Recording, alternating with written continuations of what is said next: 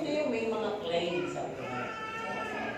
Yung may mga masasabi mong sayo. Yung maangkin mong sayo. Ano ba yung mga yun? Bahay. Huwag mo na tayo sa kaligtasan. Doon muna tayo mga literal. Bagay. Mga bagay.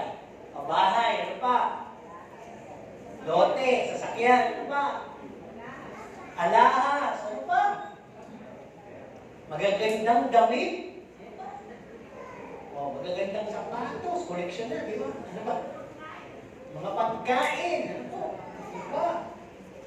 Ayan na, yung mga anak. Di mo ba? Magagandang anak. Ano ba? Yung mga achievements nyo. Di mo ba? Pero naniniwala ba kayo yung mga bagay na yan ay pwedeng mawala o bawiin sa inyo?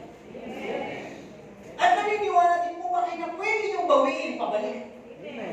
Di ba? Kaya today, yung title natin is Reclaiming Our Hope. Reclaiming our hope. Ang ibig sabihin ng hope na pag-uusapan natin ngayong umaga is, here is our heart, our salvation, and our relationship with Him. Sino ba dito yung gala? Mahilig gumala. Mahilig gumala. Mahilig gumala. Ngayon na nga lang matanda ako. Pero kasi nung bata, hindi. Gagala kami kasama yung magulang. Pero yung talagang katulad ng mga kabataan ngayon na nakakagala, na sa pagpunta sa palengke, nakapunta na pala sa doon sa Tanawan. Nakalibot na pala. Hindi parang ang bilis. Ano po? So sabi na dito, may mga bagay tayo sa buhay na kaya sinabing sinunggala. Bakit hindi natin alam na lumabas na pala tayo sa ating tahanan? Nakahulat po sa pala tayo sa pusong meron tayo na binalan ng Diyos. O maaaring yung kaligtasan natin ay napabayaan na natin. O maaaring yung ating mga relasyon sa Panginoon, sa kapwa ay lumahig na. Kaya kung may mga pagkakataon na pwede kang magtakang ang sungit mo na ngayon, magagalitin ka ngayon. Diba? Para bang hindi na siya relay doon sa pangalang Kristiyano, identity mo na Kristiyano. So, pwede natin i-reclaim ito. Pwede natin makabalik dito ulit. Ano po, parang yung prodigal son, di ba? After all, na kinuha niya yung kanyang riches, yung kanyang karapatan sa kanyang sarili, at mag-venture sa kanyang buhay. Isang araw sa kanyang buhay, nung nawala na yung mga yun, ay napagtanto niya na kailangan kong bumalik. So, na-reclaim ba? Na-reclaim niya yung kanyang road doon sa kanyang tahanan. So, we have our text found in Ephesians 2:19 and Revelation 3:20. Yan. Dito sa Ephesians 2:19, sabi kaya nga hindi na kayo mga taga-ibang lupa at mga manglalakbay, kundi kayo yung mga kababayan na kasama ng mga banal at sambayanan ng Diyos. Napakalaki po ng scope ng talatang yan. Ang tinatalakay po ng context na yan ay kung paano tayo niligtas ng Panginoon. Pinaiisip sa atin na ang inyong citizenship ay hindi na sa panlupa. Yung pagiging mamamayan nyo. Ano po? Kasi lahat sa lupa ay temporary. So, yung inyong kaligtasan na pinagpapatuloy na ngayon, you belong to a family, to a home, nandyan sa inyo ngayon yan. Ngayon, yung pag-usapan natin, baka nawala o napalayo kayo. Dito sa Pahayag 3:20, sa nagsimula, dyan po. Narito ako'y nakatayo sa pintuan na tumutukto. Kung sino man ay duminig ng aking tinig at magbukas ng pinto, ako'y papasok sa kanya at hahapong kasalo niya at siya'y kasalo ko. Amen. So, konting paliwanag lang kasi hindi ko ito papaliwanag mamaya. Di ho ba, pagka isang tayo pumasok sa tahanan bilang bisita, di ho ba, binibigyan mo siya ng importansya. Meron na bang bisita dito na naglinis ng inyong CR? Naghugas ng inyong plato? Wala pa. Pero kung nagawa ko yun sa isang tahanan ng pinuntahan, naghugas ako ng plato. Kaya yung sabi ng nanay, ano ba? Si Pastor pa naghugas ng plato. Kaya ko na yan, sanay ako sa ganito. Di ba? Dahil part ng pakikisama. Sa kami po yun. Kung bagas ko, hindi na natin tinuring ng iba. So, parang ganito yun. Di ba meron bang bisita? Kung maaaring kamag-anak nyo na, nung nakita yung bahay nyo na sobrang luma, sabi, lipat na tayo, doon na lang tayo, kayo sa amin. Di ganun ba? Pwede. Bibihira. Pero wala, di ba? Wala. Siguro ngayon nagkaroon ng mga disaster o calamity sa ibang probinsya, yung iba nagpatira ng kanilang mga mag-anak. Pero hindi nalao, magkakasawaan po yun. Di ba? Magkakaroon yun ang tinatawag na parang hindi habang buhay, kukupin ko kayo. Hindi habang buhay, dito kayo. Parang gano'n. Meron tayong, awit. Ewan kung narinig nyo to. Sa Sunday school pa to eh. Pero pwede naman kantayin ng pamilya. Ang sabi ng awit, when Jesus and the family, happy, happy home. Happy, happy home. Happy, happy home. When Jesus and the family, happy, happy home. Happy, happy home. Diba? Kung ikay nalulumbay, parang may konti gulo sa pamilya, di pagkakapunawaan, may tambuhan, pwede mo siguro kantahin. Nagdideclare na ka, diba? At ilang mga minuto lang o pagkakataon, sasayo na yung pamilya. Siyempre, ang pamilyang may Diyos ang sinesentro. Walang imposible. At meron din tayo kasabihan, there's no place like home. Pag ikaw ay nagbakasyon sa iyong kamag-anak, o kaya nag-trip kayo, pumunta, natulog kayo sa hotel, kahit gano'ng maganda, di ba? Kaaliwalas, ka-welcome yung mga pinuntahan nyo. Sa unang gabi, hindi kayo makatulog, namamahay kayo. At doon, ang yung salitang, there's no place like home. Dahil kahit nandun ka sa bahay mo, hindi pa nakalimutin yung nasa paligid, may tambak, andun yung unan mong medyo nalawayan na. Yung uman mo na medyo amoy-abag na. Nakatabaran mong labahan, makakatulog at makakatulog ka pa rin, di ba? Kasama na yun dahil mahihilo ka talaga sa amoy. Ayaw madali kang makakatulog. Tapos bigla kong na-bring about sa isang magandang hotel na napakabango. Yung ilong mo, bagso, ay nahanap, di ba? Di ba? Alam nyo yung mga sinasabi ko, yung nakasanayan ko, yung iba, hindi makatulog kung walang kulambo sa paa. Ay, bubus-bus-busin nila. Yung iba naman, una na, nung mula pa ng bata sila, na nagtututong na, di ba? Basta nagtulog sa gabi nila, kumanika, nagkatulog na sila. So yun yung mga nasa loob ng inyong tahanan. Okay, tuloy tayo. Nasabi kasi, home is our family, refuge, comfort, zone, and we feel safe. The welcoming is there, the love, the appreciation, and our role is being brave about us. Alam mo yung role mo na anak ka. Alam mo yung role na tatay ka. Alam mo yung role na nanay ka. At lalo alam mo yung role pag bunso ka. Diba? Kahit yung aso, alam mo yung role niya eh. Dahil yun yung pamilya, yun yung bahay. At sabi, even how far we've gone, and how long we've stayed in other places, we keep coming back home. Tama? Babalik at babalik ka rin sa iyong tahanan. Kahit pag ibang bansa kayo, kapatid ko sabi, hindi na rin sila sa ibang bansa, pero ngayon dito nakatira.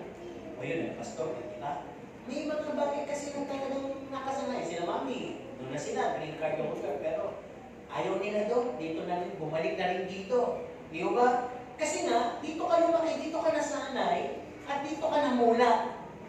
Sabi, doon maganda lang, pero hindi ka tulad sa Pilipinas na pag nagutom ka, lumabas kami dumadang binato, bola-bola, di ba? Pwede ka sumakay ng jeep, maglakad kaya, ito ang lalayo. Oras ang hihintay mo dahil minsan train, bus, tagal. Kaya doon lahat ng tao natututong magmaneho. At napakamura naman daw ng kotse doon. Mahirap lang din sa Pilipinas dahil mataas ang taxation. Pero doon, napakamura ng lahat. Pero hindi pa rin maikukumpira dahil wala ka doon makakain basta ng pinagongan, no, ng mga tuyo na gustong-gusto mo. Di ba?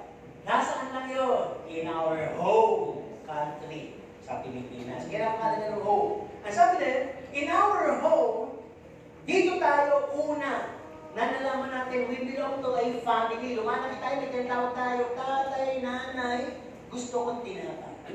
Diba meron tayong natatawan na pamilya? Kapatid, ate, kuya, tito, tita, lolo, lola, kumare, kumpare. Natutunan natin lahat sa tahanan yan. At ang sabi dito din na humuha natin mga karakter, personalidad, at pag-uugali. Kaya diba, sinasabi nila, pag yung bata, medyo lumaking, excuse me for the word, garapal. ba? Parang masinto-sinto, madaskol-daskol. Ano kaya klaseng pagpapalaki ang ginawa dyan sa batang yan? Parang gano'n, may tanong. So, it correlates pala yung sa ating tahanan. At sabi dito tayo natuto. No? The foundation. Sabi nga, we've been taught and trained to do chores, mga gawaing bahay. We learn our responsibility. Habang lumalaki, sabi sa akin, pangalawang ama ka. Kaya ako ang naglalak ng mga pintuan sa gabi. Habang lumalaki ako, sinecheck yung mga pintuan kung nasa raba.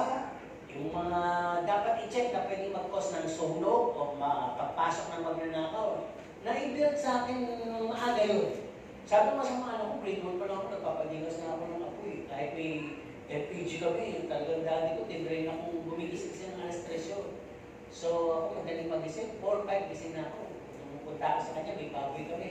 Nililisan niya, tinuruan na ako magsaing sa kahoy kasi may ipil-ipil kami tayo. Magdaldal ko na po. Lahat yun tinuro sa akin ng daddy ko. Na ngayon talaga na pakinabangan ko. Kaya marunong ako maglaba, magplansya, gawain bahay. Alam mo yun? Dahil tinuro sa akin. Po. At ang sabi dito sa tahanan, nakita natin ang ating posisyon. Sino dito ang panganay? Sino dito ang pangalawa? Yung mga cute. Sino yung mga bunso? Alam niyo na, di ba? Yung role nyo, ibig sabihin doon nyo nalaman. Iba-iba ang trato sa panganay, di ba? Sa gitna, at sa bunso. Sa tahanan lahat yun. Kaya sabi dito din natin, naipon ang ating mga memories. Kaya iba kahit mayaman na may bahay sa ibang bansa, meron silang old house. Miniminti na, no? Yung kanilang heritage ay talagang may reunion sila, doon nila ginaganap. No? To recall the memories.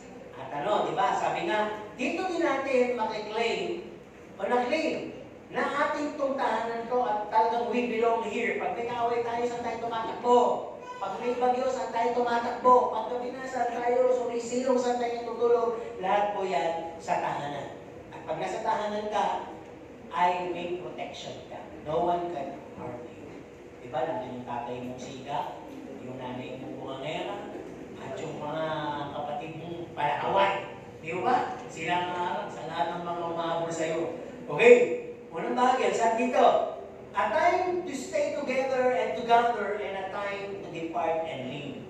Pinag-usapan muna natin ay yung ating mga tahanan. Darating ang panahon na mag-iiwalay-iwalay na. Darating ang panahon na mag-iiwanan na. Bakit mangyayari ito? Sabi ng Ecclesiastes, di ba? Panahon ng pagkabuhay, panahon ng pagkamatay. Panahon ng pagtitipon, panahon ng pagtatapon. Panahon ng pagsasama, panahon ng pag-iiwalay. So, masaya muna, tapos kalungkutan. Panahon ng kasiyahan, panahon ng pag-iyak. So, may panahon ng lahat ng bagay. Hindi natin may babalik yung kahapon. Pero meron tayong bukas na mapaghahandaan. Amen po ba? Sino nabubuhay sa pangkasalukuyan? Siguro lahat naman aamin dyan. Itulog lang ang hindi, di ba? Sino nabubuhay pa sa pangnakaraan? Yung hindi makamukod. Kaya ako nagkaganito dahil pinigil ako mag-asawa. Kaya ako nagkaganito, pinag-asawa ako ng maaga dahil ayaw mo ng responsibility na aking magbulat. Lahat may sisi. Iwan nyo na yun. Hindi nyo na maibabalik. Kung ano nangyari, pagbutihin nyo. Sino nabubuhay para sa kinabukasan?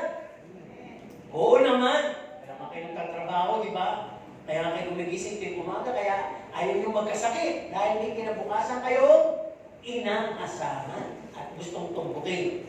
Amen? Sa pag-aralan natin, sabi nga dito, napakaraming bagay kung bakit mangyayari mga paghihiwalay na yan. Una, kapag ang bawat kabataan sa iyong tahanan, yung mga anak ninyo, ay nag-decide na maging independent. Bakit maging independent? Kasi nga, na-influensya ng mga classmate, mag-boarding house ka na lang. No? At nakawawal familiarity ka rin, pag-gising mo, ang iyong merienda, ang iyong breakfast, yung sermon ng nanay, tanong ng nanay, bakit ginabi ka kagabi, yung sermon, nagpagalit ng tatay, di ba? At ayaw mo na laging ma-check. Ayaw mo na laging dinidisiplina, ayaw mo laging kang tinatanong. Ang mundo ngayon ay napaka-social media. Lahat tahimik. Tama? Kumakain, so social media. Nasa jeep, nasa social media. Di ba? Matutulog na lang, nasa social media. Pagkagising, social media. Di ba? Ganun yung buhay ngayon. Kaya kahit na magkakasama pa, parang magkakaiwalay na rin. Di ba? Ano ba? Ba't mangyayari mag-iwalay? Well, the members of the family, mga anak-anak ay mag-aasawa na. Yung ba, nasa Bible din naman yan eh. Commanded sa Bible yan. At ano ba? Masabi dito, kailangan kasi matuto sila sa kanilang sarili responsibilidad. O yan ha. Alam po ninyo, pag ang buhay pag-asawa nyo gusto nyo mapagpala, sundin nyo yung pattern ng Bible. Labas kayo sa bakuran ng magulang nyo at magpasimula kayo ng isang tahanan. Amen? Para hindi dalawa ang reyna, hindi dalawa ang hari. Ano po? At para maiwasan din yung pag-uumpugan ng genan at ng manugang. Ano po? At nung mga, anong tawag doon sa mga asawa ng inyong mga kapatid, bilas ba yun? Yung mga ganun, hipag, may mga inggitan niya, pag isang compound lang kayo. Kaya minsan may gulo pag magkakatabi talaga. Pero pag malalayo, ang nangyayari, magkakamiss kayo. Namimiss nyo bawat isa-isa. Okay, pero dito, parang nangyayari yung pag-iwalayan. Sabi dito, kasi nga gusto nang mabuhay bilang o magtayo ng sariling pamilya. Paano nangyayari po yan? Sabi sa ikatlo, kapag dumarating na yung mga inggitan, yung mga maliliit na bagay, pinalalaki, yung mga awayan, at kapag napakita na yung kanya-kanyang interest ng bawat isa, merong nagpapanukalang ibenta ng tahanan, pagkatian ng yaman, may lumalaban naman, at yung mga in-laws versus in-laws, at saka mga asawa, anak, magkakalaban, yung sinasabi ko nila. At ano sabi dito? Yung common sister versus the sisters-in-law. Di ba? May mga gano'n. Ano ba? Nagkakaroon kayo ng inggitan, nagko-competition kayo, nagko-comparison kayo, nag-a-argumentum kayo, nag-decision kayo ng kanya-kanyang posisyon. Pag gano'n na sa loob ng tahanan, toxic na. Iwalay na nga tayo, matter na matibay. Di ba? Ano bang nangyayari? Bakit mag-iwalay na? When someone leave and wanna take his share, ito yung prodigal son. Meron talaga isa sa mga anak o isa sa member ng pamilya ang gusto mag-venture ng kanyang sariling buhay. Gusto niya mag-enjoy. Gusto niya ibuhay yung kanyang choices. No? Hindi siya, o maaaring hindi siya maka-adjust. Halimbawa, yung kanyang nanay namatay na, nag-asawa yung tatay. Yung kanyang stepmother, hindi niya kasundo. May mga anak yun, may step-sister, step-brother, meron din. Hindi rin niya makasundo. Kaya bumukod na lang siya. At nagkakaroon ng tinatawag na may toxic relationship sa loob ng pamilya. Bakit pa maghiwalay? Pag may namamatay na. Amen? Sinong, sabi nga, namatay ng mga tito ko, tita ko, mami ko na lang natitira. Umiiyak siya, sabi niyo, wala na akong asawa, wala na akong kapatid. Kung may mga anak ka na, hindi siya makamukod doon. Hindi niya kami naiisip, basta iniisip niya, kawawa siya, dahil wala na siya. Wala na siya. Sabi pa niya lately, wala na rin yung mga kasama, yung mga babaihan. Mami, di ba hindi mo na, di ba nagpasalamat kay Lord? Sakitin ka nun, tatatang babaihan mo, dinadalaw ka, lahat ng dumalaw sa inyo mukhang malakas, walang sakit, nakalibing na. Buto na. Pero ikaw buhay pa. Kaya nilulaw ng kapatid ko. Ang prayer natin kay Mami, 500 years. Patay na kami, Mami, buhay ka pa. Sige. Ano? Lagi na sabi, gusto ko na umatay, wala na akong ligaya. Tinutok sa namin. Kasi gano'n nga eh, mag-iwalay na. Di ba? At ang sabi dito, minsan pag namatay na yung magulang, yung mga anak, lumalamig na yung samahan. Tama? When the main roots die, ayan na, yung mga dao, nag-i-yellowish na, yung mga hindi na makapamunga. Parang wala nang nag-iisip. Ang interest ng bawat anak yung kanya-kanyang pamilya. Dati nagre-reunion kayo. Sino din yung malaking pamilya? Ano ba? Silang tatay ni di ba?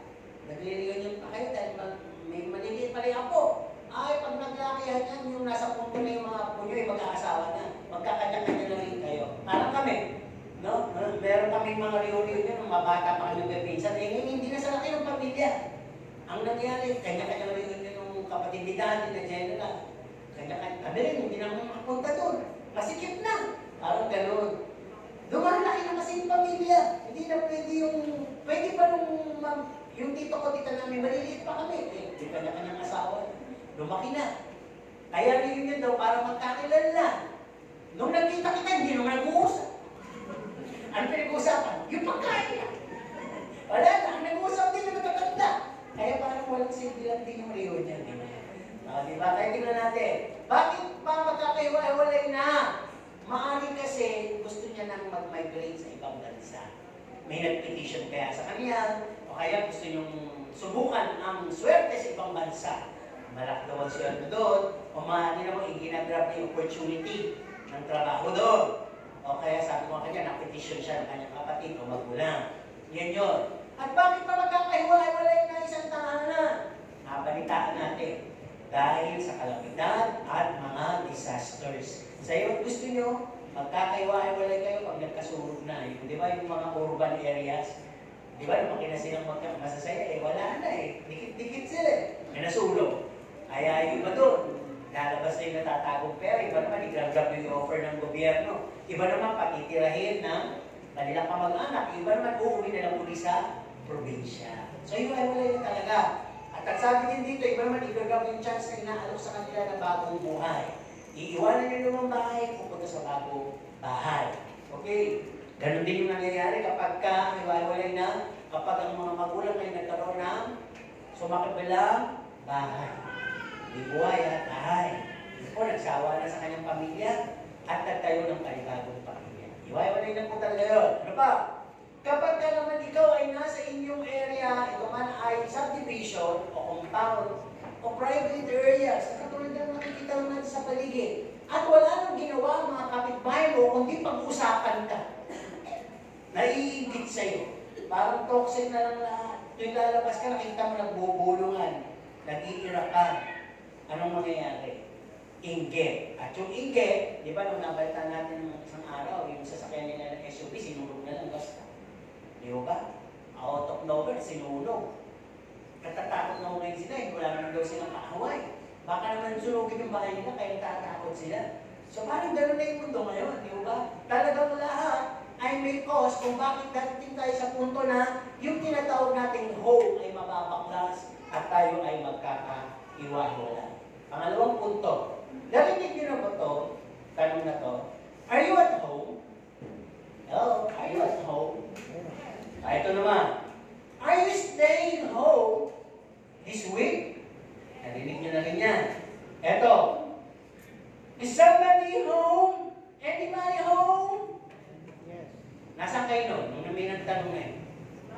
Nasa bahay. Pero hindi kayo sumasagot. Pinatay ng ilaw at ang sabi nyo sa inyong mga kasama. No? A question raised if someone wanna visit you. Visit you or busit you? Depende yun. Di ba? Bisita o busita. Di ba? Buisit yun, sabi nila. Kasi sabi nito, not everyone who knocks at your door, you open it up for them. Kanino mo hindi bubuksan, o sino-sino ang di mo pagbubuksan? Sina, yung mga andito, pastor, yung mga sanay gawin to. Sino-sino ang hindi nyo pagbubuksan? Maniningil. Yung mga si Judith. Tama? Si Aling Judith. Yung Judith. Sino ba? Yung chismosa. Tugas kamay ha. Tingin lang. O sige, tama. Magandang ano yan. Maano yan. Huwag yung papupuntahin yun. Sino ba? Hindi ka kilala. Hindi po kakilala. Yung tama. Siyempre naman. Ba't mo papapasukin yung hindi mo kakilala? Diba? Sino ba? Sama na natin yung kaaway. Diba? Sino ba hindi papapasukin? Ayun. Yung mangungutang. Diba? Sino pa? Sino pa hindi papapasukin? Ha? Yung kapatid? Ano? Si Lupin. Ay, nakakawa na sabi na yun. Di ba yung hindi mo kakilala, yung maniningin ng bungis, yung buwis, o ng mga tinatawag na singilin, yung unwanted, unexpected guest. Na, yan. Sino ba yun? Ay, papasukin yun. Yung mangungutang, hindi papasukin. Sabi nga nila, chismosa, hindi ka papasukin. Sino pa? Yung pinagtataguan mo. Sino dito may pinagtataguan? Inaanakan mo, di ba? Inaanak ka, tago yung tatay. Di ba? Pagkataguan mo yun. Ano ba? Yung mga religious, di ba yung pagbebentang ng libro, sabihin na kailangan mas umalim ka sa kanila. Yung mga tinataguan mo, di ba? Pero di ba nyo alam, sa spiritual, sinabi din na huwag niyong pagbubuksan ng pinto nyo. Kanino? Kay Satanas, sa kaaway sa Ephesians 4:27. No? Don't give the devil a glimpse or a foothold. Ba't kaya? Kasi wawasakin niya ang tahanan niyo pag nakapasok siya sa inyo. No? Kaya kasama siya doon. How about Jesus? Doon sa ating talata kanina. When Jesus knocks at your door, would you open up for Jesus? Sino dito yung nagbukas na kay Jesus? Oh, talaga ba? Ito kasi ang alok niya eh. When I knock at your door, and you open up, I'm gonna come in, enter, and I'm gonna dine with you and live with you forever. Kaya niyo? Kasi nga hindi siya literal na bisita. Spiritual na bisita. Pero kung literal na tao, at sasabi, ako'y papasukin mo, kakain ako dyan, at parang gusto kaya kang tumira sa'yo habang buhay. Kaya nyo? O sasabihin ko, dagdag pala mo nyo ng o bibigyan nyo ng kondisyon. Basta ba mag-part ka ng share, di ba? Ang agahan is 50 pesos.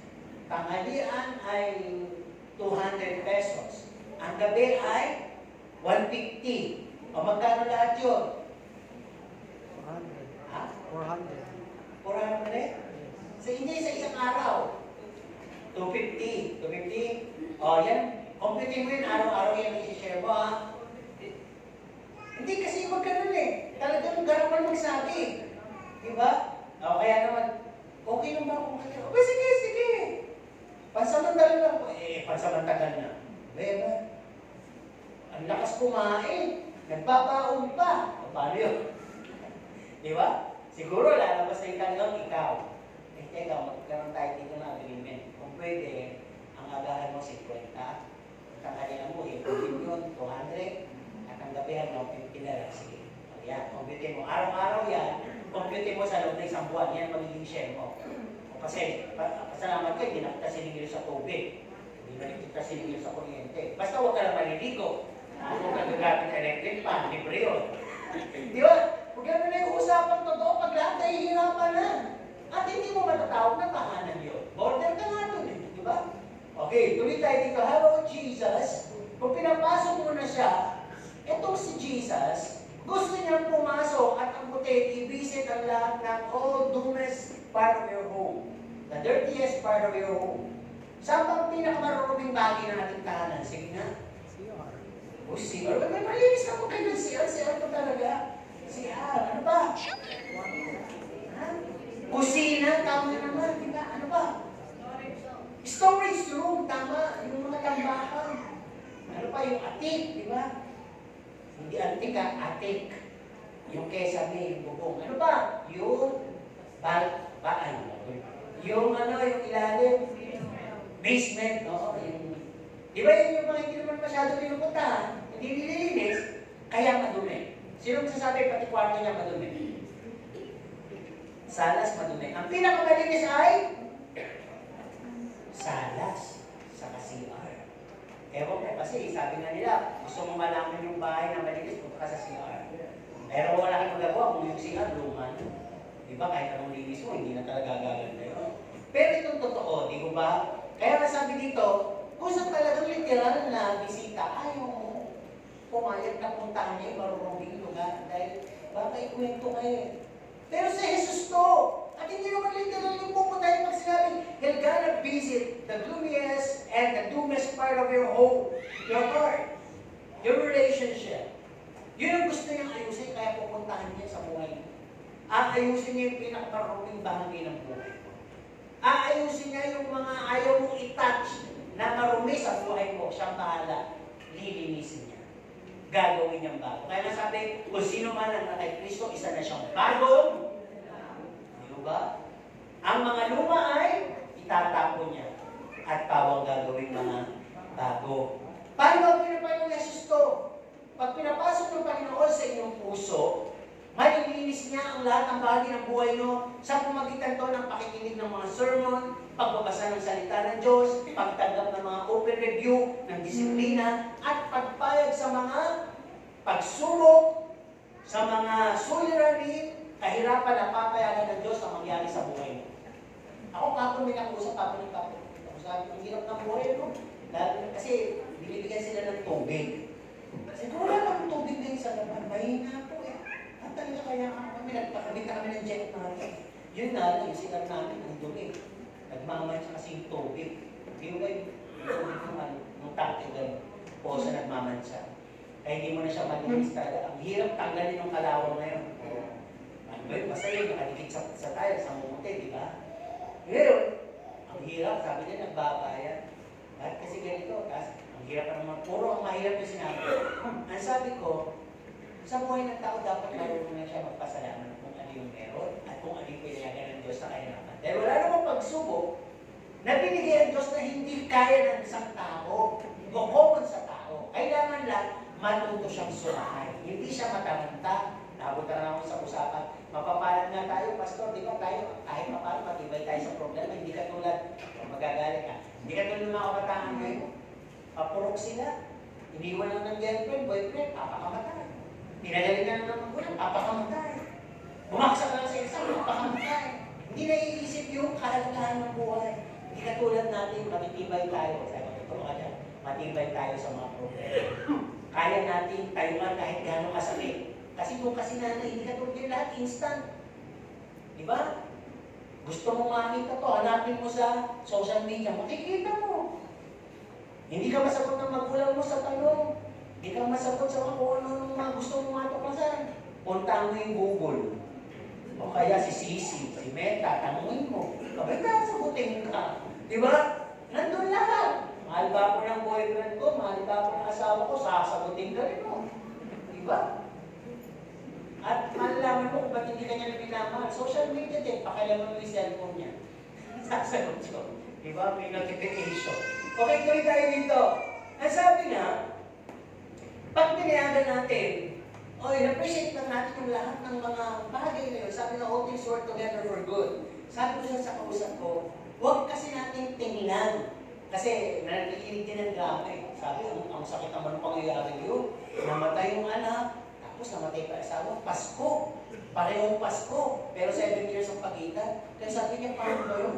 Ayaw na naroon niya pag dadating yung Pasko, di na ako sa usapan. Minsan kasi, pinapayagan ng Diyos. Kasi sabi, unfair daw ang Diyos. Sabi, hindi.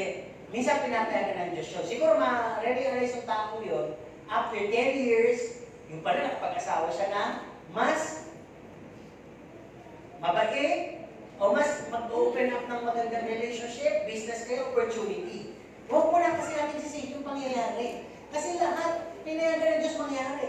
Matagal na kayo, magkasintahan, nagkalayo kayo, hindi kayo nagkatuluyan, iyak na iyak. Yung pala may mamimit ka na mas deserve sa'yo. Yung pala yun. Kaya huwag ka muna dito sa present. Ang tao kasi gusto sa start at ending agad conclusion. Hindi. May process po yan sa gitna. May pagdadaanan ka sa gitna.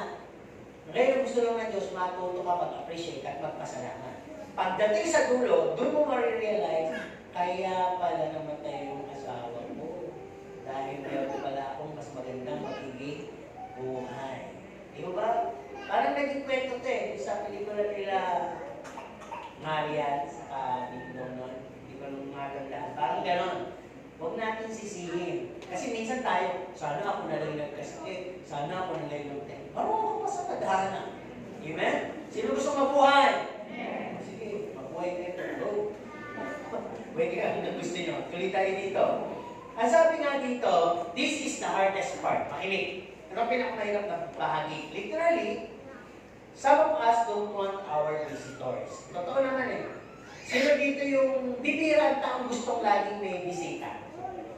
Lalo na kung mapera ka, mayabang ka. Gusto mo talaga may bisita at gusto mo lagi nagpaparenovate ng bahay. At tinuturo mo yung bisita mo sa loob ng bahay. Di ba? Kaya nga, o kaya kung marami kang sasakyan, ituturo mo sila. The sky is the limit. Yung sasakyan. Di ba? The sky is the limit ang pagkain. Do you hear it right? The sky is the limit. Di ba? Kasi nasa iyo na lahat ng pera, nasa iyo na lahat ng yaman. Eh talagang gusto mo may bisita ka. Laging may party sa bahay. Di ba? Eh pag wala kang pera, gusto mo? Kung loner ka, gusto mo? Kung may sakit ka, gusto mo may bisita? Wala. Tama? Ito yung hardest part. Minsan, ilan sa atin, nasabi, pag andyan yung bisita, ayaw natin na pag pumunta siya sa kusina, ay, doon ka lang sa sala, sa madumi dito. Pwede mo makita yung mga kwarto na, huwag na, madumi, may mga anak ko tamad. Diba? Marami kasi nasabi, pwede ba makisiyan? Diyan ka sa loob, hindi doon na lang sa loob. Hindi! Siyan ng mga katulong yun, marami yun. Marami kayo, sinasabi kong ano, maiiwas lang yung marurumi. Ay, may ating ka pala. Maganda ba dyan? Hindi, madumi dyan. May tarantulong. Diba? Lahat na nasasabihin mo para maiiwas mo. So sabi, sometimes, we feel na awkward na pag yung bisita pa ulit. Sinabi, umupo ka lang dyan eh. Hintay na lang kita eh. Kulit-kulit mo lang. Kaya minsan, habang nagmimerienda siya, ayaw kasi may madiscovery siya, di ba? Malay mo, nandun pa yung asawa niya. Di ba? Nasa may kwarto nyo. Ba't kayo natawa? Nagkukumpuni ng aircon. Kayo naman. Baka lang kasi mapag-isipan kaya, naku, dito si Mare, patay, hindi yan. Alam ba ni Mare, nandito? Hindi, naku, hindi ako nakapagpaalam. Naku, gusto mo ni Mare pumasok dito sa kwarto. Sinisindi mo pa naman yung aircon. Kaso katanggal yung t-shirt mo dahil mainit na. Ay talaga yung ngiti nyo, parang meron kayo naiisip ha. Balik tayo dito sa ating pag-usap. Okay. So, minsan hindi mo na siya entertainin. Hayaan mo nga itong mainit. Hanggang sabi, Mare, uwi na ako. Eh, ba't ka naman muna magtagal? Naka-plastikan, ano po, hindi naka-orman. Ba't ka hindi mo yan nainubos, paunin mo na lang. Uy, balik ka. Balik ka. Diba? Ganun yung customary ng iba eh. On the spot. Kaya magpapaalam, hindi mo na kasi pinakikitungan. Okay, ano pa? Iiwan natin, hanggang tingnan na natin sabi, babay na.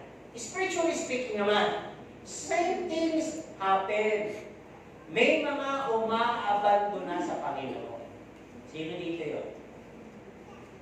Ito yung mga taong minsan lang naging inspirado kay Lord. Ito yung mga taong tilang nila si Lord nung sila'y pinagpapala pa, pinapagaling. Pero nung dumating na yung kasalataan, dumating na yung sakit, dumating na yung maraming pagsubok, ang tinatanong, nasaan ka, Lord? Pero totoo, doon lang si Lord. Di ba? Kaya sabi na dito, spiritually speaking, same things. We don't want to be guided. Sa totoo lang, ayaw natin yung mga sermon. We don't want to be taught, rebuke, or discipline. Kaya minsan, yung sermon ang dating sa atin, offensive. Yun na yun. Doon na po nangyayari yun. Na yung bisita, yung Jesus Christ, through the messages, ayaw na natin. Kaya we feel, we're intentionally hit by the preacher's word. Ramdam natin, parang sinasadya yata kung patama. Yan na yan. Pero yung word na yun, sino daw yun? In the beginning was the Word. And the Word was with God, and the Word that Jesus is roaming around your home, your heart, your relationship. Pero ayaw mo na. Nasasaktan na ako masyado. Masyadong marami na akong tuklasan itong si Lord. Diba? Ano bang nangyayari? We overthink a lot.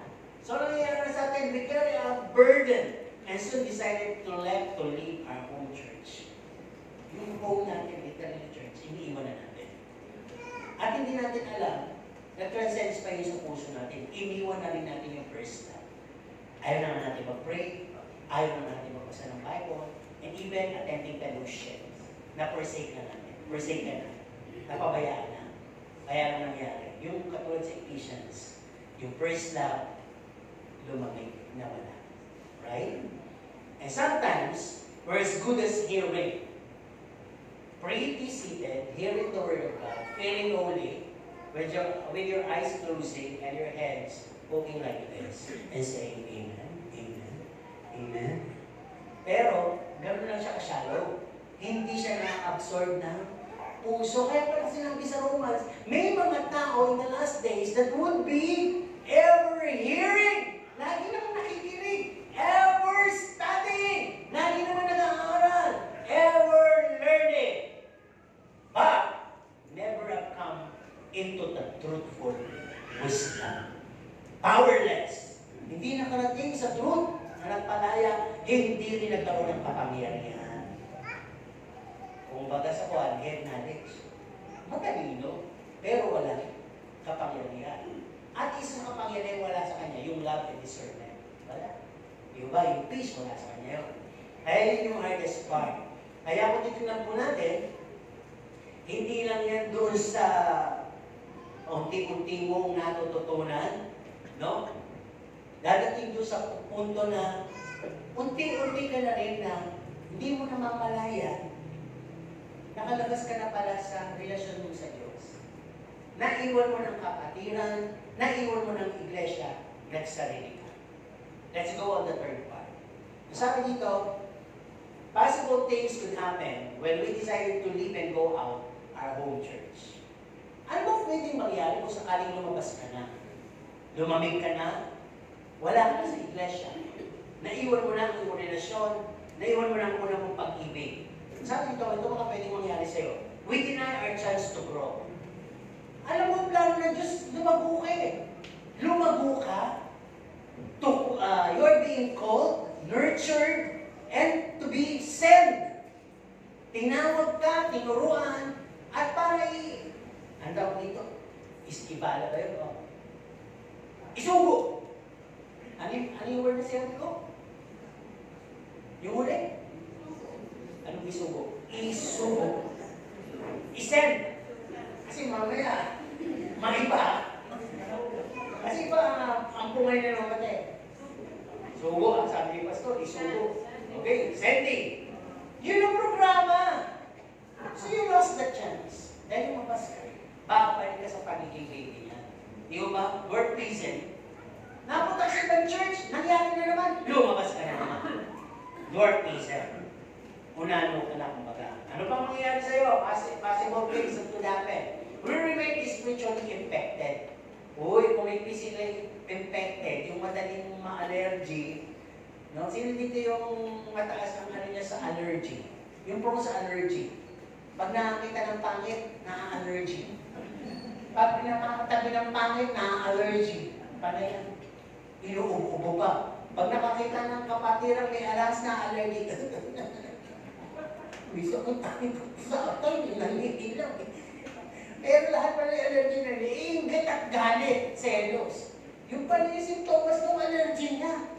Kaya pagpagin niyo yung mga allergenic na yan, ano po, hindi sa ating spiritual allergy na yan. Tuloy tayo dito. Pag sinabi spiritually infected, tumatayo pa lang si pastor. Paparating pa lang sa oras ng sermon, parang gusto nang umupo. At imbis na ang sabihin niya, amen, ganun kagad. Paano ba? Ako na naman siguro tatamaan ng sermon ni pastor. Ako na naman ang subject ni pastor. Allergy na po yun, infected na.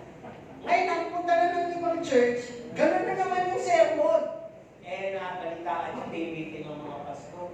Ako si pastor talaga, kinuwento pa ako sa mga pastor na to eh. Pwede mo gagawin naman yung pastor yun. Ganun ka ba kabiyay? Kasi kahit ibang pastor sa South, pastor sa North, pastor sa East, at pastor sa West. Walang tinapit kundi ako. Ay, huwag mo na sabihin nyo, North, South, East, West, kung ikaw ay nire-revival ng Panginoon. Diba? Revive us, Lord, from the East to the West, to the North, to the South. Si Lord naman pwede mag-revive sa'yo. At hindi ka pinagtutulungan. Masamang isip man yun. Okay, ano ba?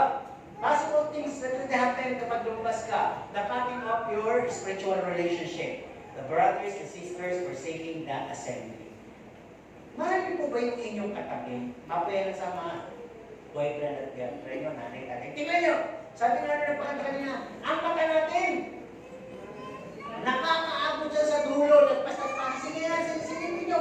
Masisilip nyo, utak ng mga katabi. At malalaman nyo kanina mga iniisip sa inyo. Go! Alam nyo, actually totoo naman hindi lang yung mata natin ang malayong narating. Mas malayong na narating ng dila. Tsaka ng tenga. Napakalalim pala ng pandinig na yan. Kaya yung nagchichismisan sa likod, narinig ka, kasabi ka, bakit ang pinag-usapan? Diba? Pero nagtataka ka, ang babaw ng tulog, di ba hindi mo nararamdaman kung may tulog na? Baka naman Nakita niyo na po ba? Mahal niyo. Kaya maamin-amin yan. Susubukin kayo ng Panginoon namin. Kakalupin sa iyo, mangutang. Hindi nyo na pa-utang. Sige kayo. O yung mga mangutang, pagkakataon nyo na. Talaga ba, mahal niyo inyong mga kapatid? Baka sa isang araw, Ate Sutin kayo, may masabi yan sa inyo na maging totoo siya. Bakit ang pangit mo? Kahit hindi pa kayo mahalin yan, pag pinangka ka, hindi na kasi uso ngayon yung prangka ng tao. Anong uso ngayon? It's a prank, di ba? Di ba? Uso na yung salitang gano'n eh. It's a prank, di ba? Nakita niyo sa Facebook, yung magulang nila, pinaprank nila si Surprise na matay ito. Doon daw muli, di ba? Parang ang pwede, yung sa atin nabasa, parang ginano nila yun. Yung magulang expected na handa, ganito, masaya. Parang tinikis nila, hindi nila pinapansin kunyari. Hindi nila nilalapas-lapasan, tapos may parang dumalik tayo ba? Hindi nilalapas tamang puno. Tapos ang sinabi ng nanay na hindi nila makaya yung damdamin na sa pabigyan nila. Pero okay, ulak-lak, pera, tapos nila sabi, it's a prank! Yung nanay, matay. Hindi ba kayo, it's a prank din, mamaya, natulog kayo eh. Pag gising nyo, buhay na nakaharap na kayo sa hukuman ng Panginoon eh. Hindi sasabihin ng Panginoon, it's a prank! Sasabihin ng Panginoon, prank! I say unto you! Hindi na it's a prank yun ha, kaya gising-gising yung mga makupo ngayong mata. Okay, tuloy tayo.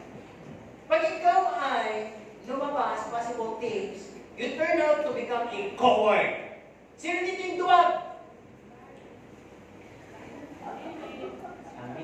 Yung duwag, yung takot kang harapin yung pagsubok, takot kang ma-challenge na napitan siya, hingan siya ng tawad, o patawarin siya. Alam po ninyo ang Panginoon, napaka-gentle niya, pero strong person siya. Dahil kaya niyang magpakumbaba, kahit siya. Kaya niyang ibigay yung kanyang sarili, kahit siya. Kaya niyang magpatawad. Di ba? Kahit ginawa na siya. Di ba? Patawarin mo sila. Hindi nila alam ang kanila. Pero sa tayo, ibubog tayo katulad ng Diyos, binibigyan ng ganong kalikasan, ayaw pa natin i-grab. Aalis pa tayo sa church. Kaya nga may ganun, sinusubukan kung matapang na tulad ni Jesus na kaya mong i-apply yun. Ano ba? Possible din sa akin, kakate ang tenga mo. Bakit? Hindi dahil sa ikaw maghanap ka ng preacher, nakikilitiin ka. Sister, brother, ang ganda mo ngayon. Di ba? Pastor, nakunawa ko na kasi ng malingan. Okay lang yan. Pinatawad ko. Diyos, yung maglalawa mo nga, pinatawad. Ikaw pa sinungaling lang. Gusto niyo ba ganon? Kinikinig kayo ng pastor. Hindi kayo nire-review. Ano ba, natutulog na. Uy, yung mga natutulog, unawain natin yung mga pagkutya. Kasi ba gano'n? Talagang treatment talagang tender loving care masyado. Okay, tuloy tayo dito. Ano bang mangyayari? Ito ang pinakamahirap. At ang dami na pro namin narinig nito. Gusto kong bumalik. Talaga, gusto kong bumalik, pero di namin magawa. Bakit kaya? Ayaw kayo magagalit Hindi ko alam kung sino tinatamaan nila dito. Kasi sabi sa akin, gusto mong bumalik. Buhay pa po ba yung mga chismosa dyan sa loob? Diyos ko po! May mga chismosa po dito sa loob. Hindi ko alam. Yun ang tanong Abi, hindi mo mamamatay mga chismosa. Baka mauna ka mamamatay doon. Di ba? Dahil ikaw nagmamalinis ka dyan sa labas. Yung chismosa nandun nagsisisi na ng kasalanan. Pero mamaya, manyinyismis din yun ulit. Kaya yun ang tanong. Gusto kong bumalik, pero hindi namin magawa. Tignan nyo, maraming lumabas kasi dito na gustong bumalik, pero hindi magawa. May bumalik, lumabas ulit na nahirapan na naman daw bumalik. Nakakausap ako, lagi ako nasa loob. Gusto kong bumalik, pero hindi ko magawa. Diba? Pride niya you'll find it hard to come back. Kasi may guiltiness, may coldness na. Mahirap yan, di ba? Yung may landan nga lang, hindi ka makatayo. May trangkaso, hindi ka makalabas. Parang sakit din yan eh. Okay, ano bang possible things ang mangyari? You lost the eagerness, the discernment, the love. Guarantee you cannot find even if you go to another home church or fellowship. Pag nawala na po yung pag-ibig, eagerness, discernment sa'yo, the fruits, and the gifts of the Holy Spirit, pumunta ka man sa ibang church. At yung kanilang tugtugan ay talagang orkestra na. At nakahilir ang 12 pinakamagaling na preacher. At ang lahat ng kanilang mga worker ay professional. TLC, tender Latin care. Hindi ka pa rin mariripay.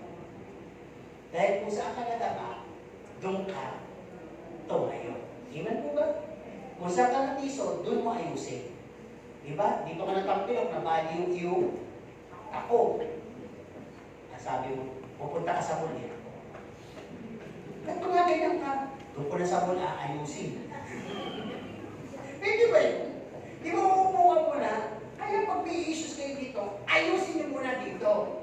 Di ba? Paano kayo magpagaling sa labas? Okay, sightings tayo. Nakwento nito sa Bible, the prodigal sons, regrets. Yung mga pagsisisi ng itong alipugang anak, ang yabang niya eh, no? Dami pera, dami kaibigan. Inaubos yung pera. May natira na kaibigan? Wala. Kailangan niya magtrabaho. Nakita siya sa park. Mag-aalaga siya ng baboy. Nakita niya, tinatapo lang yung mga sausages, tinatapo lang yung mga lechon. Marami mga sinigang, relleno, tinatapo lang. Nakikain siya. At kapag kinakain niya, na-realize niya, sabi niya, ngayon ang kinakain ko na lang pagkain ng baboy. Samantalang, dumating sa kanya yung pagkukumpera. Samantalang yung mga katulong namin sa bahay, nasabi ng katulong, pero may magandang natutulungan. Kumakain ng tama, binabayaran ng tama, at higit sa lahat kasama yung aking mabait na ama na nilapastakan ko. Kaya nag-decide siya. Citing to, sabi niya, babalik na lang ako, willing na ako bumalik, at okay na ako, hihingi ako ng tawad, at handa akong tumanggap ng kaparusahan na igagawad sa akin, makabalik lang ako. Ngayon, let's go to the main topic, the last part. Reclaiming our home. Sabihin nga natin, reclaiming our home. Reclaiming our home. Again, sabihin ko, our home. In our home, there is love, peace, joy, fruit of the Holy Spirit, security, comfort, family, a special role given you, a part for you to play, and there is no place like home. Yan ang tahanan. Tama? Eh sabi dito, check mo kung nasa tahanan ka pa. Siguro literally sa Bible, oo. Pero sa spiritual ng tahanan, nandun ka pa ba? Nandun pa ba si Jesus kasama mo sa tahanan mo, sa puso mo? We once gone out and live unnoticeable. Kasi maaari lumabas tayo. Sino ba pwedeng lumabas ng inyong bahay ng member ng pamilya niyo na hindi nakabalik o naligaw? Sino yung mga pwedeng gano'n?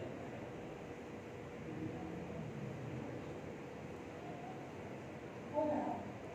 Talagang lahat kayo matatalino sa bahay. Kahit yung bata.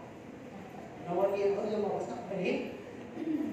O di ba yun naman pwedeng mawala? Naligaw. May mga ganun pangyayari. Nagpabayaan, nagluluto yung magulang. Nakalabas na o may dumukot, di ba?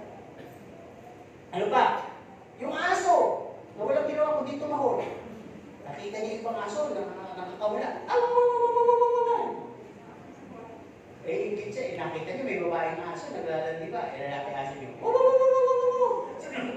Wow, nawala tuloy. Hindi na nakabalik. Hindi yung mga sinasabi ko naliligaw. So, pwede maligaw pala yung mga batang isip at yung mga hayop. Eh, kayo mga mature, maliligaw pa ba kayo sa tingin? Baka isipin nyo, ha? Baka pakinggan nyo ang sinasabi, baka hindi kayo dyan, yung pala, ligaw na kayo. Okay, ito yung ibig sabihin.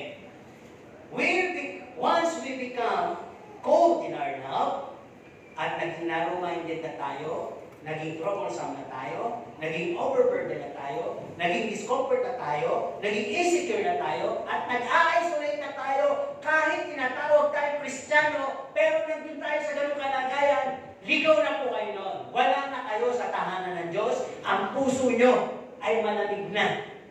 Nakahulagpos na pala kayo sa presensya ng Diyos. Yun ang totoo. Check nyo. Di ba, once in a while, ganyan ang Ephesians, bandang huli, nagpapatuloy, pero na-notice ng Diyos, walang puso. Kaya nyo gawin, nagbibigay kayo, sumisimba kayo. Apply na lang natin yung ngayon. Sumisimba kayo, kumakanta kayo, nagpupulit, pero malamig ang puso nyo. Hindi nyo ako mahal. Saan tayo babalik doon? Kasi nga hindi nyo mahal ang kapwa nyo, tapos sasabihin nyo, mahal nyo ako. Yan ang greatest issue sa Bible. Pag hindi kayo nagmamahalan at may mga issue kayo at home, yun yung wala kayo sa harap ng Diyos. Hindi kayo katanggap-tanggap, kaya ikaw kayo.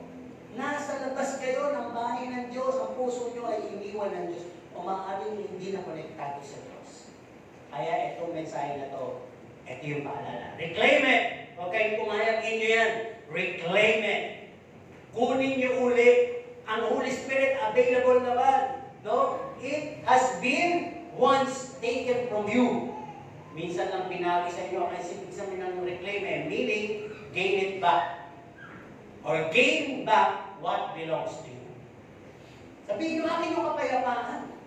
Akin yung pag-ibig. Akin yung kabutihan. Akin yung kagandahan ng asal. Akin yung pagpapakumbaba. Akin yung unawa. Akin yung pagpaparaya. Akin yung kabaitan. Bakit kinuha sa akin? Ngayon, inggitero ko. Inggitera, galit, mapanira, mapanuri, mapangmata, mataas, mayabang. Nanakaw kasi. Pag nanakaw, yung may papalitan ka na negativity sa'yo. Sabi dito, tatanong mo naman, do you want to reclaim it? Be honest. Do you want to reclaim your home with Jesus? Diba? Reclaiming our home. Reclaiming means reclaiming our peace, the love of Jesus, our brotherhood, dito sa loob, our fellowship, maging sweet ulit. I want to reclaim it, Lord. Kaya sabi, claim it in Jesus' name. Ang sabi lang dito sa paalala, when you decide to reclaim, be sure that you find yourself with Jesus in your home. Pag sinabi nyo, gusto ko nang mangyari mo yun, siguro doon si Jesus nandun sa puso. Huwag niyong payagang umalis. Dahil pag umalis siya, na empty ang bahay niyo, makikita yan ni Satanas. Diba sa Bible? Pag nakita ni Satanas na hindi yun naman yung pinapalo ka, idle na naman yung tahanan niyo, dumudumi na naman, yung mga ilang bahagi, para walang nakatira, babalik siya. At may kasama siyang 7. Di mo ba? Sino dito ang kayang palayasin si Satanas? Tumayo.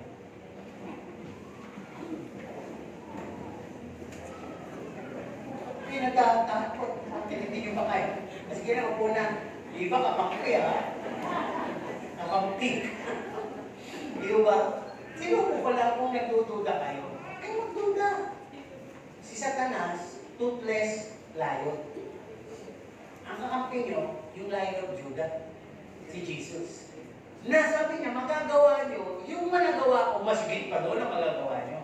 Kaya kung si Jesus ay nagpapalayas ng kaaway o evil forces, magagawa nyo. Amen? Okay, tuloy tayo. Ito na. Sasabi dito, huwag ninyong payagan si Satan na makabalik kasama kayo ng mga allies and companies. No?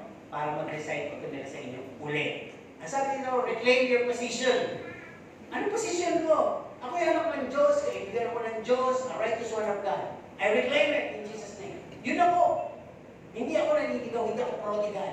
Hindi ako troublesome. I'm a child of God. Peacemaker ako. Parang gano'n. Reclaim your victories. No? Kaya ko yung mga pagsubok, kaya ko yung mga tukso, kaya ko yung mga kahirapan sa buhay dahil ang Diyos kaagapay ko.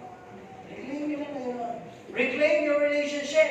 Kailangan ko ng peace, love, joy sa aking mga kapatid, sa aking mga kamembro o ka-fellowship, sa literal ng pamilya ko, sa aking mga kaibigan. Kailangan ko yan para masyara ko sila. Reclaim your right and authority. Gagamitin nyo ang the power of the blood of Jesus. Di ba kinakanta natin yan? There is power, power, wonder-working power in the blood of the Lamb. There is power, power, wonder-working power. Wonder-working power in the blood of the Lamb. We just do, drink, and eat our communion. Kanina lang. And it's working in you right now.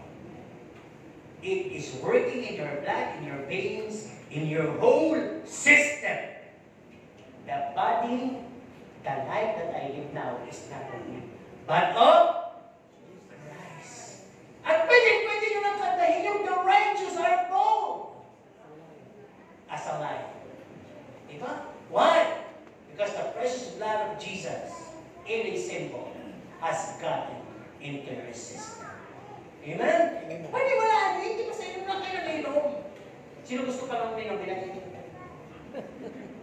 Kahit dalawang inom ito, hindi kayo matadagdagan ng kapangyarihan unless you believe. No? Sino yung naniwala sa kanyang ininom kanina? Yeah. Anong flavor? Hindi naman nalasahan. Ulitin ko. Sino yung uminom kanina? Nasapat pa kayo? Nalasahan ba nyo? Nalasahan ba nyo? Anong lasa? Ba't yung iba? Lasang beer, lasang rum. Iba naman, grape. Yung nagtimpla, iba ba ito? So whatever. Pero sabi, ang mahalaga dyan, if you eat and you drink, you worship and you honor Jesus. The whole thing, that is simple. Ang ginawa natin kanina has gotten into our system. Paniwalaan niyo, the life that I live is not of me, but of Christ. My life is of Christ. Yun na yun, kaya I reclaim my Christ likeness. Hindi ako dragon. Hindi ako monster. I'm a Christ-like person. Kaya hindi ka magagalitin, hindi ka sinuso, hindi ka mapagsuspetsa, hindi ka overtaken, hindi, walang ganun. Okay. Reclaim your right and authority, blood of Jesus, and the power of His name. Sino dito ang gumagamit pa ng kapangyarihan ng pangalan ni Jesus? Kaya ito ginagamit. Di ba sa pinakain kayo? Sa pangalan ni Jesus? Amen. Sino yung nananalangin? Nananalangin pa bago kumain? Sino naman yung nananalangin sa umaga para sa pag-agaan?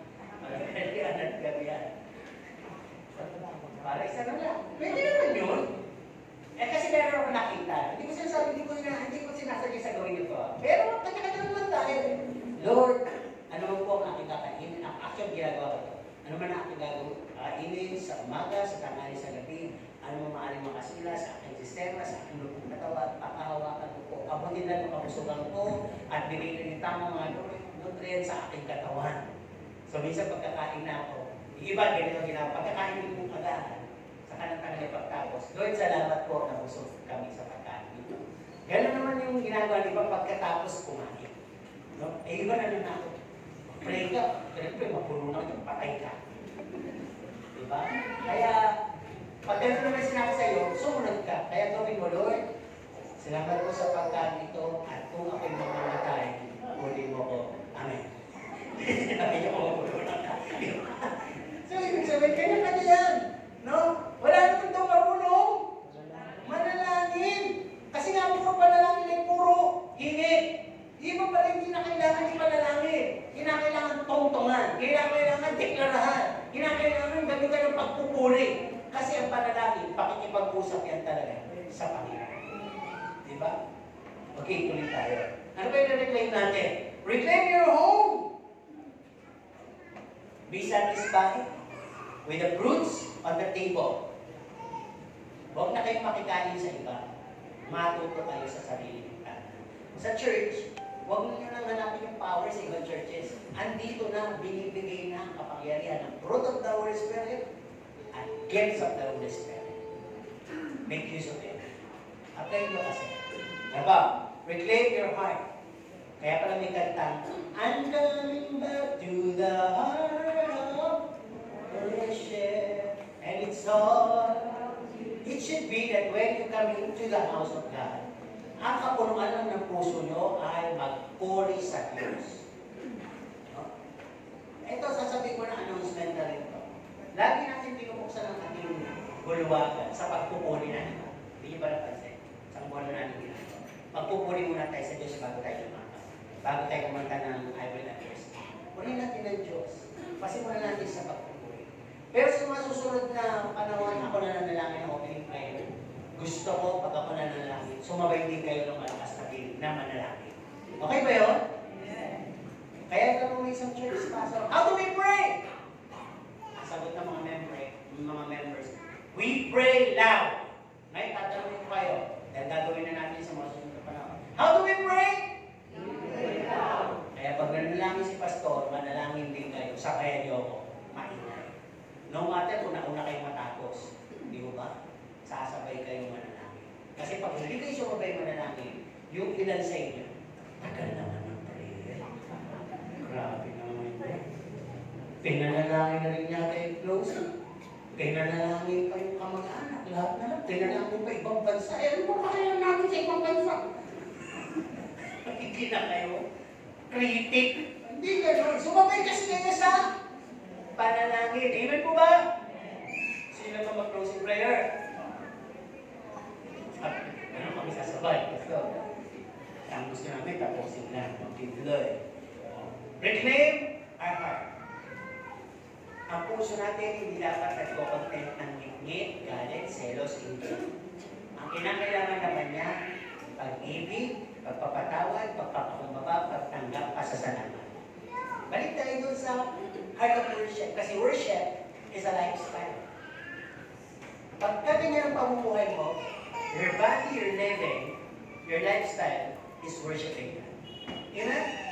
Dalawa yun. Kaya hindi mo nito rin kailangan na kumanta, magpasalamat po rin pag mabait ka, mapagpatawad, mapagpakumbaba. Ang buhay mo ay sumasamba sa Diyos habang ginagawa. Amen po ba? Sabi nila, nagsasamba daw ang puno. Anong ginagawa ng puno? Sasanda? Hindi. Pag umahangin, sumasamba. Diba? Okay. At sabi nga yung usa daw, trigger. Pag narinig ng mga kulog, tinig ng Diyos, nanganganak. Sino dito yung nanganak ng kumukulog at tubig? Anong naging anak? Sabi niyo ba, pusa? Hindi! Sabi naman nagba, anak ng kulog. Hindi! Anak ng kulog, wala namang kulugan yun. Baka nagkataon kasi may bagyo nung nanganak tayo. Amen? Asan dito sa kahuli-hulihan, be totally restored. Sino gusto nun? Bakit nyo gusto ma-restore? Ma-claim yung inyo. Sinari, talagang panguha lagi sagot ng pag-espiritu. Tama naman yung paano lumakas. Tama. Kayo naman dito. Sige, mamaya. Alam nyo nung tatanong ako grupo by grupo. Dito. Kapag-preach ha. Next Sunday ka. Nandito. Wala. Bakit? Kasi ano na ako sa katatulan niya? Sabi, akin yun eh. Binigay sa akin yun eh, Lord. Tapos kukunin niyo ng kaaway na yan. Hindi ako papaya. Binigay na ng Diyos sa akin yung kapangyarihan ng pag-ibig, kapayapaan, kagalakan, buhay na walang hanggan. Nag-aantay na lang ako. Akin yun. At hindi ako papayag na nakawin sa akin nun at patanlan ng mga negatibong ugali. Tama? Kaya sabi dito, be totally restored. Close the door and don't let the devil take a place or a foothold in your life. Huwag na huwag niyong pasisilipin ang kaaway. Ibig sabihin, tinetret kang magaling, huwag mong patulan. Tama? Binibintangan ka, pinag-uusapan ka, binubuli ka, huwag mong patulan. Amen? Kung pwede, magpapako ka.